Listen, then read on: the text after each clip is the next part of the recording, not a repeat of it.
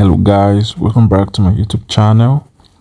Please, so the US has been pounding Iran and destroying almost all Iran military facilities, and crippling Iran economy. And this is good because we see Iran as the new Hitler in West Asia, and it's good. President Trump and the mighty President Netanyahu are doing the Lord's work, but people don't often recognize this.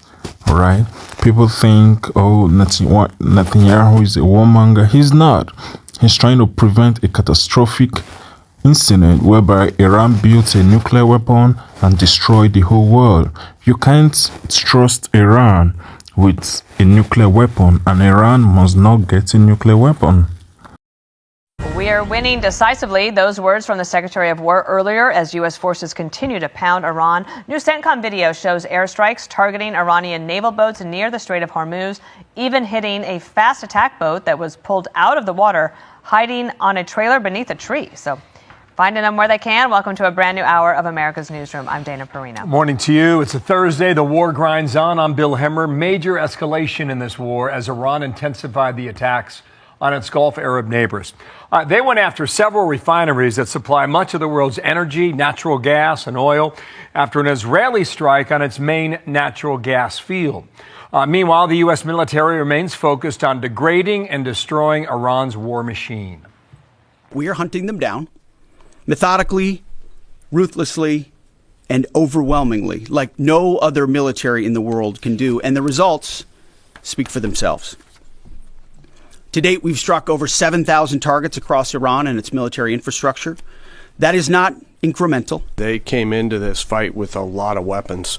This is why we continue to be as aggressive and assertive as we can against their ballistic missile capability, both their medium-range ballistic range missile capabilities. And we are waiting to hear from President Trump and any remarks about Iran when he welcomes Japan's prime minister to the White House. In the meantime, let's get after it. Trey Ying's live in Tel Aviv. Jillian Turner reports from the State Department. Let's start a new hour and begin there with you. Jillian, good morning. Good morning to you, Bill. Secretary Hegseth, chairman of the Joint Chiefs, insisted this morning that America is winning this war against Iran definitively. They also insisted again today that as the campaign progresses, and this is something they said last week, as it progresses, Iran's capabilities are being diminished, but the U.S. is in fact gaining leverage on a daily basis. Listen. General, overnight, Iran launched missiles across the Gulf. They managed to hit the Saudi oil refinery on the Red Sea. What does it mean that they have that capability now, 3 weeks into the war? We are continuing to hunt and find them and kill them, and we will continue to do so. So they still retain some capability. And we have layered defenses throughout the region. Asked about the new war supplemental that's reportedly been sent to the White House for consideration, Hegseth didn't deny that his department could need as much or more than $200 billion in additional funds. As far as $200 billion, I think that number could move, obviously. It takes money to kill bad guys. So we're going back to Congress and our folks there to ensure that we're properly funded. Increasingly, Iran is treating U.S. diplomatic outposts in the region, embassies, consulates, as legitimate military targets, most recently in Baghdad, something senior officials in Washington say is fairly unprecedented. The best defense is a good offense, and so we're not afraid to go after and kill anybody, and we have a lot of them attempting to target our diplomatic facilities. Iran, we're not surprised that they would indiscriminately target. Repressed again by reporters today. Hegseth, Kane, not giving a timeline for this military engagement, but they did reiterate the president's commitment that this is not going to be some kind of a forever war. So sometime between now and forever is when it's going to end. Got it. So $200 billion is the initial ask. He said that I could move in the press conference today. There was a brand new statement from many of our allies, including Japan, about the Strait of Hormuz. Give us the news and we'll react, Jillian.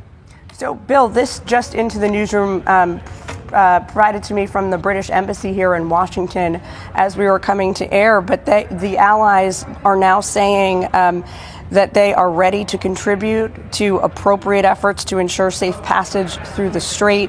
We welcome the commitment of nations who are engaging in preparatory planning. As we all know very well, Bill, because we've been watching this unfold for the last few days, the president has been trying to rally support from the European countries, as has Secretary Rubio. I'm sure Secretary Hegseth has been doing the same behind the scenes.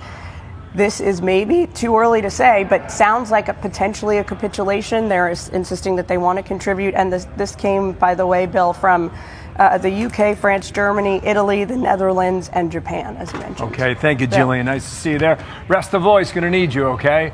Thank you, Department of State. Just to reiterate that, we express our readiness to contribute.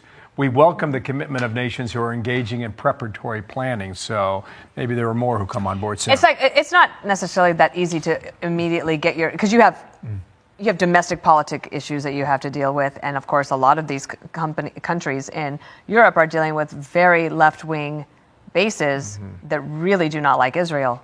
Yeah. So, but they also need to get this strait open so that they don't crash their economy. Yeah. So it's complicated, but it sounds like they're getting there. Be sure to like and subscribe for all the Fox News latest on YouTube and catch full shows streaming now on Fox One.